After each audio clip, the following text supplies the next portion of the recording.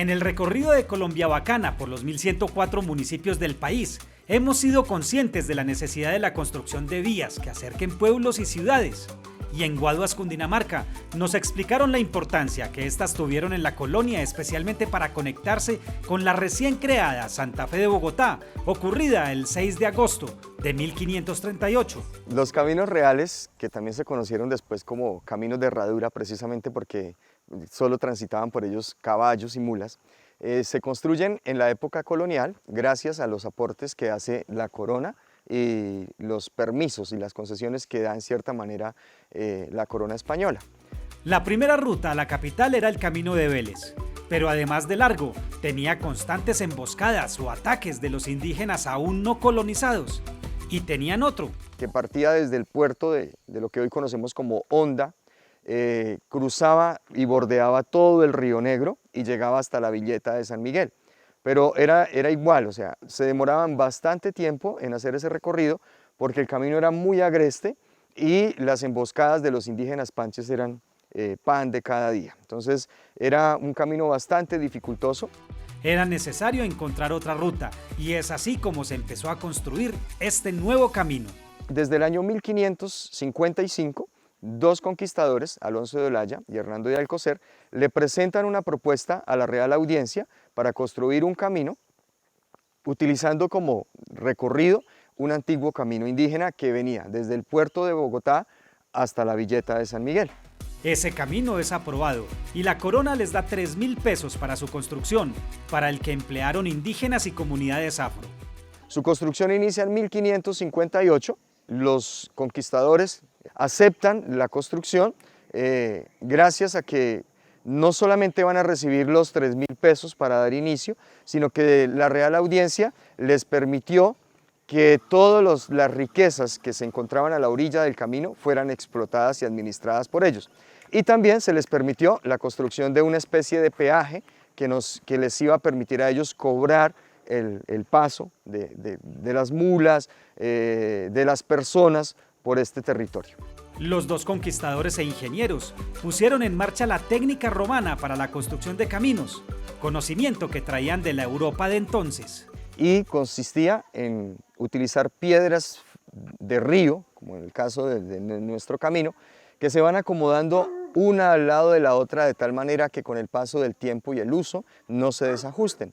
Para esto entonces se coloca un refuerzo lateral al lado y lado del camino y un refuerzo central con unas rocas mucho más grandes. Este refuerzo también tiene otra función y es la de permitir que se pueda caminar cómodamente, aunque no es tan cómodo, pero que se pueda caminar más fácil por el centro del camino. Nuestros indígenas al cruzar por aquí iban uno detrás del otro y de ahí es de donde surge la idea de lo que conocemos hoy en día como una fila india. Este camino no excede en su ancho lo que conocían en la época como las varas, no tiene más de 5 varas. Hoy en día podemos decir que una vara castellana corresponde a lo que hoy conocemos como 90 centímetros. Entonces en los lugares más anchos del camino vamos a encontrar más o menos eso, 5 varas, no excedería más. Es más o menos como unos 3,5 metros. Lo curioso e interesante de esto es cómo se dieron el tiempo de acomodar una al lado de la otra de tal manera que encajaran también que hoy, siglos después de su construcción, se mantengan en el lugar donde fueron colocadas. Como suele ocurrir a través de la historia, los costos y los tiempos fueron mayores a lo presupuestado. La historia nos narra que se demoraron 20 años en construir desde el puerto de Honda hasta la Villeta de San Miguel o a encontrarse con el camino de la Villeta de San Miguel, 20 años. Y haciendo cuentas, los conquistadores se dieron cuenta que se gastaron más de 20.000 pesos en la construcción del camino. Eso significaría una gran pérdida económica para ellos, pero realmente no lo fue porque pudieron aprovechar los recursos naturales que estaban a la orilla del camino, los administraron y eso pues obviamente les iba a dar una ganancia. Y aparte de eso, la construcción del peaje pues también les dio a ellos una ganancia, por lo tanto no fue digamos como pérdida, pero sí fue una gran pérdida humana porque como sabemos pues la mano de obra no se pagaba, sino que fue aprovechada de nuestros indígenas y posteriormente de los esclavos africanos que llegaron. Estas piedras, puestas allí hace más de 500 años, son testigo de gran parte de la historia de nuestro país. Aquí subieron conquistadores, por aquí cruzaron los misioneros que venían con la tarea de evangelizar todas estas comunidades. Por aquí suben y bajan los virreyes cada vez que son cambiados o nombrados desde España. Por aquí cruzaron los próceres de la independencia. Y posteriormente, después de que se da la independencia, por aquí cruza también la historia de la República. Por aquí se fueron grandes riquezas nuestras, como el caso de toda la investigación de la expedición botánica. Por aquí cruzó, por este camino rumbo a España. Previamente había cruzado por aquí con don José Celestino Mutis y todo su equipo de investigación botánica. Y hasta más o menos 1942-44 era la única vía para comunicar Honda con el resto del centro del país.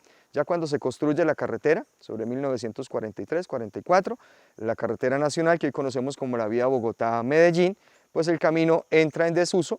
Sin embargo, encontramos todavía testimonios de las personas que viven a la orilla del camino, que más o menos hasta 1985-87, por aquí todavía cruzaban recuas de mulas que transportaban panela desde Villeta hasta Honda. A la vera del camino había posadas que servían para el descanso de los viajeros en su recorrido, como la Posada Corinto, ubicada en la vereda Ceniceros, que se conserva hasta el día de hoy y aún ofrece el servicio de hospedaje a quienes quieren revivir la historia de la Nueva Granada. Colombia Bacana, un país mágico por descubrir.